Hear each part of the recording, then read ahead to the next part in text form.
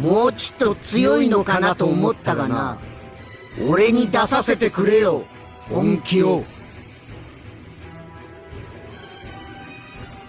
お前もそろそろ実力を見せたらどうだ。力隠してるんだろ。いいだろう。 안녕하세요. 캐릭터 리뷰 채널 리플입니다. 오늘 소개 캐릭터는 우차사 리마리오를 닮은 드래곤볼 캐릭터 마계의 왕 데브라입니다. 데브라는 드래곤볼 마인부 편에서 마치 야인시대 김도한의 오른팔, 문영철처럼 바비디의 오른팔로 등장했던 빌런 중 하나였죠. 그런 마계의 왕이라는 거창한 타이틀을 가졌지만 그 최후는 보잘것없고 초라하게 사라진 데브라에 대해서 알아보겠습니다.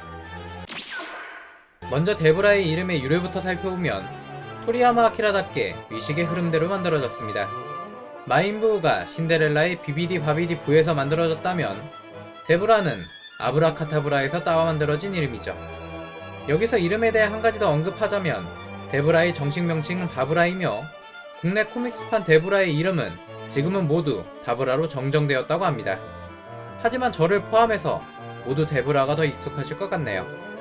그렇다면 마계의 왕 데브라는 드래곤볼 마인부 편에서 어떤 행적을 보여줬을까요?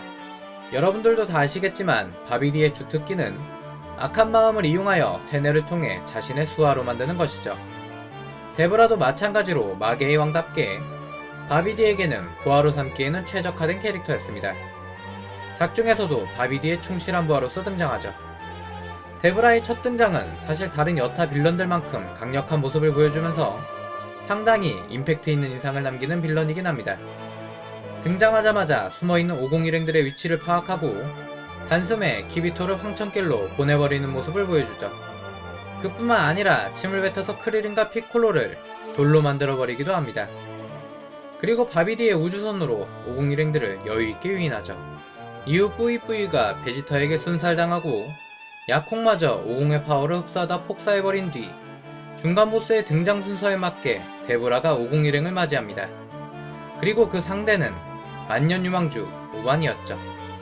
사실 이 당시 오반을 본 독자들은 저를 포함해서 모두 베지터와 같은 감정이었을 거라고 생각합니다. 셀전에서 꽤 강력한 모습을 보여줬던 오반이었기에 베지터는 꼬마였을 때가 더 강했다고 실망하는 모습을 보여주죠.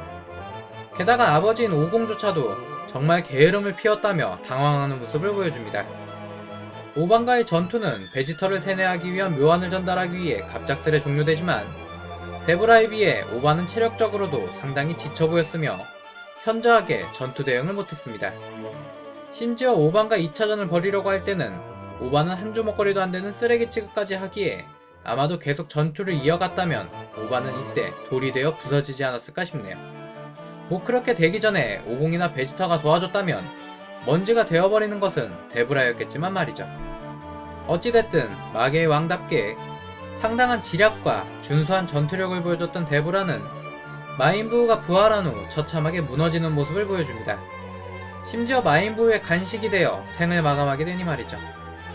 게다가 데브라는 죽어서 지옥이 아닌 천국에 가게 되는데 이때 카리스마 있던 빌런의 모습은 온데간데 없이 평화를 사랑하는 데브라로 변하게 됩니다. 이 모습을 보고 있자면 상당히 비참한 결말을 맞이한 빌런이라고 볼 수 있겠네요. 다음은 데브라의 몇 가지 대표적 기술에 대해서 알아보도록 하죠. 첫 번째는 데브라 하면 생각나는 그 기술, 바로 입에 침을 모아 뱉어 상대방을 돌로 만들어버리는 기술입니다. 침을 맞게 되면 데브라가 죽는 것 외에는 작중에서는 풀 수 없는 것으로 나오니 상당히 강력한 능력이자 기술이라고 볼 수 있죠. 그나저나 침을 뱉는 기술이라니 더럽게 짝이